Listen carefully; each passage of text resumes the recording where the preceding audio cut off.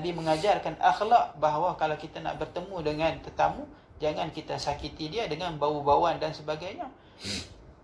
Maka bila sahabat ni dengar macam tu, bermula hari itu, kata sahabat tadi, rumah aku itu haram terus masuk daripada bawang putih. Rasulullah tak kata haram, tapi tak, kerana dia ni mencintai Rasulullah dan mengikuti apa yang Rasulullah ajarkan kepada dia. Sunnah Nabawiyah. Sebab dia, sahabat ni melihat apa? Kejayaan tu ada pada sunnah. Itu akhlak yang ditunjukkan sahabat. Itu ilmu apa tu? Tazkiyatun nafsi. Daripada didikan Rasulullah, sahabat ni semua jadi macam tu. Mengagungkan Rasulullah, mengikut sunnah Rasulullah sallallahu alaihi wasallam. Dan didikan-didikan tu bersambung sampai ke lah generasi-generasi seterusnya, para tabi'in dan tabi'at tabi'in. Sehingga kan sebahagian ulama, Imam Ahmad tak pernah makan buah tembikai. Sebab apa tak makan buah tembikai? Sebab dia kata, aku tak pernah dengar warid hadis sampai kepada aku bahawa Nabi ni potong buah tembikai kok mana. Buah tembikai bulat, nak potong kok ni kah kok ni. Dia kata tak jumpa lagi hadis yang memberitahu Nabi ni potong kok ni kok ni. Sebab apa? Setiap satu benda mengikut sunnah Rasulullah. Setiap satu benda mengikut sunnah Rasulullah. Sampai buah tembikai pun tak makan. Kenapa? Sebab nak makan dia nak ikut sunnah dulu. Kita makan pun tak ikut sunnah, apa pun tak ikut sunnah Rasulullah. Sebab apa? Sebab orang tinggal ilmu ni. Sebab orang tinggal ilmu ni. Maka nak tumbuhkan balik rasa nak ikut sunnah balik ni, kena ada cinta dululah. Bila kita cinta, barulah kita nak boleh ikut sunnah Nabi. Kalau tak ada cinta, macam mana kita nak ikut sunnah Nabi kan? Jam tu dah 48 minit. Handphone pun saya tinggal.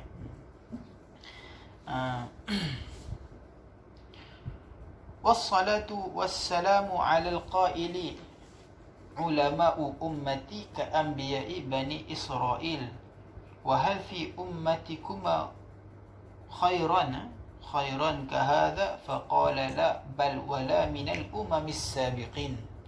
Dan rahmat Allah dan salamnya atas penghulu kita Nabi Muhammad sallallahu alaihi wasallam yang bersabda, ia ulama umatku seperti anbiya Bani Israel. Seperti anbiya Bani Israel. Ini ketika mana Nabi kita berjumpa dengan Nabi Musa dan Nabi Isa. Nabi Musa dan Nabi Isa di dalam peristiwa Isra' Mi'raj kan, naik atas jumpa Nabi Musa dan Nabi Isa. Maka Nabi kita pun kata, ulama umat aku ni Allah bukakan hijab kepada waktu tu. Nabi baru berjumpa dengan sahabat. Nabi tak jumpa lagi dengan generasi seterusnya. Generasi Imam Syafi'i Nabi tak jumpa. Tapi Allah dah tunjukkan kepada Nabi kita ni umat-umat dia. Sebab tu kadang-kadang Nabi sedih dengan umat dia, sebab dia nampak generasi-generasi yang paling corot sekali. Sebab tu Nabi sedih. Dan Nabi senyum berbahagia. Sebab apa? Sebab dia tengok generasi-generasi atau umat-umat dia yang soleh. Maka ketika dia jumpa Nabi Isa, Nabi Musa, Nabi kita pun kata kepada Nabi Musa dan Isa, umat aku seperti anbiya Bani Israel. Ulama umat aku seperti anbiya Bani Israel. Ulama macam Nabi. Bani Israel ni maklumlah banyak Nabi-Nabi dia daripada Bani Israel. Bangsa Arab ni Nabi kita berapa orang je, 4 orang Nabi saja daripada bangsa Arab. Hak lain semua daripada Bani Israel. Maka sebilang-bilangan banyak tu Nabi kata ulama aku macam ni, hebat macam tu. Maka Nabi Musa di dalam satu kisah menyebut Nabi Musa dan Nabi Isa ni pun tanya, mana contoh hak hebat macam ulama Bani Israel. Maka ketika tu Nabi memanggil Imam Al-Ghazali. Dia alam ruh lah kan, alam ruh. Sebab kita ni semua dah ada dah. Daripada umat Nabi Adam sampai akhir zaman semua dah ada dah. Cuma ambil turn giliran siapa kelak dulu, siapa kelak kemudian je. Kan? Cucu-cucu kita pun dah ada dah. Tapi sebab kita turn kita kelak dulu, kita jadi ayah, kita jitu. Kalau mereka kelak dulu, kita yang jadi cucu kan. Ikut giliran lah siapa kelak dulu. Imam Al-Ghazali ni Allah tundakan pada kurun kelima sebagai rahmat untuk umat-umat yang hidup di zaman tu.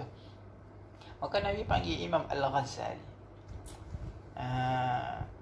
Maka ketika itu Nabi Musa pun tanya. Siapa nama kamu? Nabi Imam Al-Ghazali pun habaklah Muhammad bin Muhammad. Habak penuh nama dia sampai 5 Al-Ghazali. Nabi Musa pun kata, aku tanya nama ya, yang bagi tahu sampai Pak Tok Wan habis tu pasal apa? Aku tanya nama ya, habak Muhammad sudah.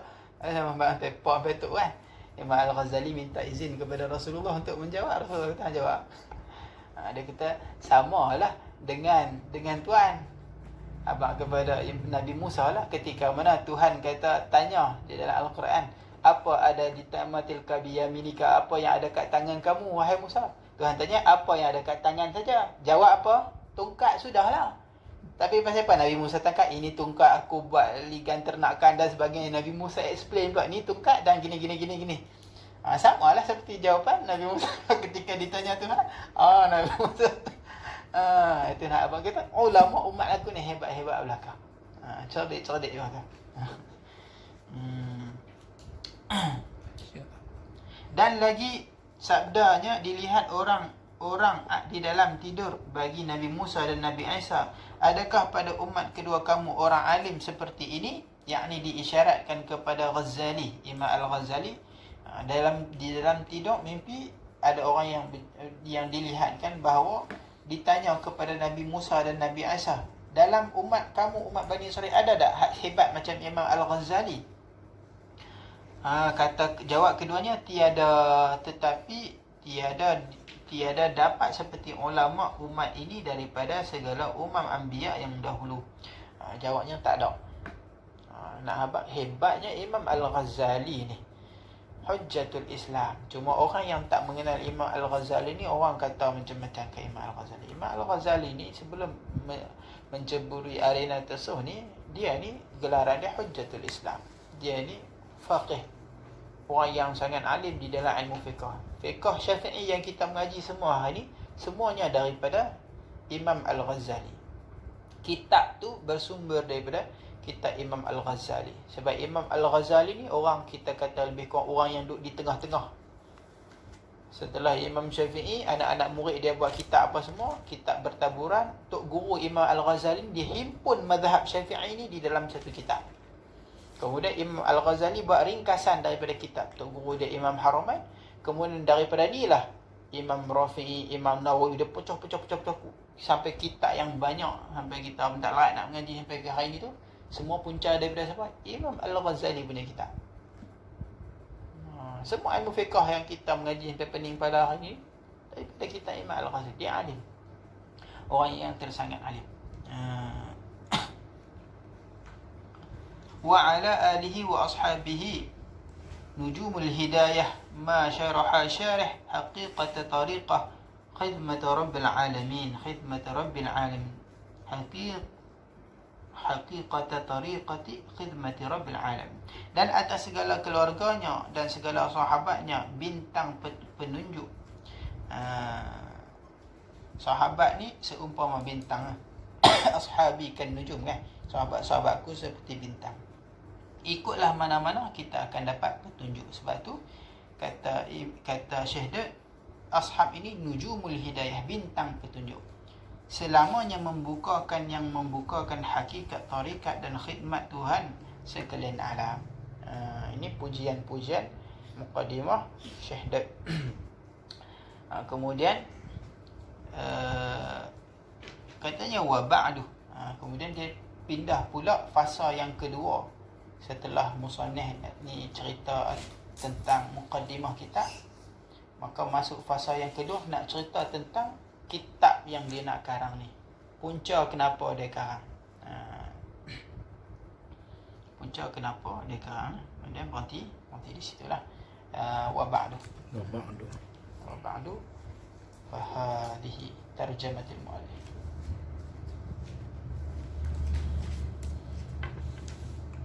Tasawuf ni secara asasnya nak cerita tentang cinta. Nak cerita tentang cinta, dia nak pergi ke situ. Dia nak membawa kepada cinta. Cinta kepada Allah. Sebab apa? Sebab agama kita ini dihimpunkan di situ, kasih sayang dan cinta. Di dalam setiap surah-surah Al-Quran mula dengan apa? Bismillah Ar-Rahman Ar-Rahim. Di setiap surah menceritakan permulaan dia itu ada kasih sayang. Kasih sayang. Ar-Rahman Ar-Rahim. Ar-Rahman. Maka agama kita ni dia daripada cinta dan kasih sayang. Maka ilmu tasawuf ni nak membawa kepada situ. Tapi permulaan dia apa? Kena bersih dululah. Bersih hati dulu daripada kotoran. Sebab hati kita ni tempat simpan. Dia macam ni. Hati kita macam ni, macam cawan. Kita ni nak jadi orang mulia, maka tengok apa yang kita isi. Kalau cawan ni kita isi mutiara, kita isi mah, maka mahal lah cawan ni. Tapi kalau kita isi air kosong, murah lah harga dia. Air mineral lagi ni. Kalau saya buh mah penuh dalam ni, kalau saya nak jual 10,000, orang nak tak? Orang nak. Murah 10,000 kalau mah penuhnya ni ya. Orang nak. Sebab apa? Orang tahu nilaian dia tinggi. Tak harga macam tinggi macam mana pun orang beli. Tapi kalau saya tak air kosong, kita kata ni secawan RM10. Air apa ni? Air mineral. Ada orang nak beli? Beli. Wah, cawan RM10. Murah. Tapi walaupun murah ada manfaat juga. Boleh minum hilang dahaga. Kalau saya isi taik dalam ni ada orang nak. Buh RM1 dah. Buh taik penuh RM1 dah. Dia kata hang bagi free pun aku tak mau. Tempat dia kat mana? Dalam tong sampah. Macam itulah hati manusia.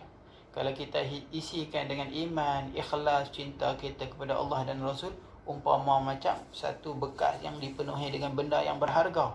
Kita ni tinggi nilaian dia di sisi Allah. Kalau kita tak ada semua tu, hanya ada iman biasa saja, hanya mengucap tapi tak ada, kosong daripada semua tu, macam ayat kosong. Ada manfaatnya tapi harga kita ni rendah. Tapi kalau kita isikan dengan kekufuran di dalam hati kita ni, maka tempat dia tak lain tak bukan. Kalau taik tadi dalam tong sampah dan lukang, maka orang yang isi dengan benda tu dalam neraka. Itu hati kita. Maka kena isikan dengan cinta. Akhir-akhir zaman ni macam mana kita nak dapatkan cinta? Kita ni nak asuh diri kita ni payah. Maka kata ulama, banyakkan salawat kepada Nabi sallallahu alaihi wasallam. Sebahagian ulama berbagai-bagai salawat yang diajarkan kepada kita. Yang paling mudah yang kita selalu sebut, yang dinamakan salawat Khidir, iaitu sallallahu alaihi wasallam. Sallallahu alaihi wasallam 1000 kali. Buat satu hari 1000 kali. Ini selawat yang paling. Selawat ada macam-macam. Boleh buat apa saja yang kita berasa suka. Kita terima ijazah, kita berasa mudah. Beramallah. Sebab apa? Dengan memperbanyakkan selawat, maka kita ni akan menumbuhkan rasa cinta kita. Kita ni nak jadi cawan yang penuh dengan mah tadi macam mana? Dengan ada cinta lah. Nak jadi macam sahabat macam mana? Sahabat ni jadi hebat sebab apa? Cinta kepada Nabi. Bila dari cinta ni lah dia terbit macam-macam. Beramal dengan sunnah, imannya kuat dan sebagainya. Boleh bangkit sembahyang malam, boleh baca Al-Quran setiap hari, khatam setiap bulan, setiap minggu, setiap hari. Semuanya berpunca daripada apa? Cinta. Cinta ini maknanya ada kemahuan lah. Bahasa Melayu kita kata nak 1000 daya, tak mau 1000 daya. Tak mau tu sebab tak ada cinta. Jadi dengan cinta ni punca segala-galanya. Maka isi kecintaan tu. Macam mana nak isi? Kita tak ada selawat banyak-banyak kepada Nabi, maka akan hadir cinta kita kepada Nabi. Ada satu kisah seorang pelakon, saya pernah dengar kan kisah ni. Seorang dia ni tak pakai tudung, free hair orang dia, orang biasa-biasa saja. Tapi dia ni orang yang berlakon, seorang artis, melakonkan watak Rabi'atul Adawiyah. Dia melakonkan watak seorang perempuan sufi. Maka dia kena pakai tudung. Berlakon. Dia ni orang sosial. Artis. Artis bukannya duduk bangkit sembahyang malam. Kalau dia duduk bangkit sembahyang malam, dia tak akan jadi artis lah. Dia buat kerja lain lah kan. Jadi, oleh kerana dia melakonkan watak tu, maka dia mengikut salah satu skripnya adalah dia ni orang yang selalu berselawat, maka di dalam lakonan dia tu dia berselawat lah. Dan di luar lakonan pun dia kena berlatih berselawat juga. Selawat. Dalam lakonan dia pun banyak berselawat. Sehingga kan pada suatu malam bermimpi dia berjumpa dengan Rasulullah. Rasulullah kunjung dia walaupun dia selawat tak ikhlas. Tapi oleh kerana dia berselawat kepada Nabi, selawat ni Allah terima. Walaupun dia hanya berlakon saja berselawat tu, pun Nabi datang. Tapi dia selawat banyak sebab dia nak berlakon. Tiap hari selawat, tiap hari nak berlakon. Ada faedah juga. Jadi sampai dia berjumpa dengan Rasulullah, akhirnya mengubah kehidupan dia. Dia pun berubah daripada seorang pelakon, berubah menjadi seorang wanita yang soleh berkat selawat kepada Nabi. Itu kalau perempuan yang hanya pura-pura selawat. Macam mana kalau kita ni dengan ikhlas hati memang kita nak bersalawat kepada Nabi. Kata ulama, selawat diterima walaupun riak. Amalan lain ditolak. Kalau kita solat riak, buang. Puasa riak, buang. Sebab tak ada tasawuf lah kan. Bila ada riak ni maknanya tak ada ilmu tasawuf, tak ada penyucian hati. Amalan kita 10 tahun, 20 tahun ada benda ni, buang. Tapi kalau orang yang memperbanyakkan selawat, diterima Allah. Sebab itu ulama kata bila kita nak doa, selawat dimula, selawat menutup. Sebab apa? Kata dalam satu hadis, kalau dah mula Allah terima, dah belakang pun Allah terima, tengah-tengah takkan Allah nak buang. Malu untuk menolak doa yang dikapit selawat permulaan dan penutup. Maka perbanyakkan selawat. Kalau paling ringan, paling mudah selawat Nabi Khidir tadi, sallallahu alaihi wasallam. Buat 1000 kali selama yang kita boleh. Berterusan lah. Nak tengok kesannya, buat 40 hari betul-betul. InsyaAllah akan menumbuhkan rasa cinta kita kepada Nabi, lembut hati kita, menerima ilmu dan dengan mudah. Allahu a'lam. A'udzubillahi minasyaitonir rajim. Bismillahirrahmanirrahim. Alhamdulillahirabbil alamin wassalatu wassalamu ala Rasulillah wa ala alihi washabbihi wa man wala. Allahumma 'allimna ma jahilna wanfa'na bima 'allamtana waj'alna minal mukhlisin waj'alna minal mukhlisin waj'alna minal mukhlisin. Wassallallahu ala sayyidina Muhammadin wa ala alihi wasallam. Alhamdulillahirabbil alamin. Saya sampai ke apa?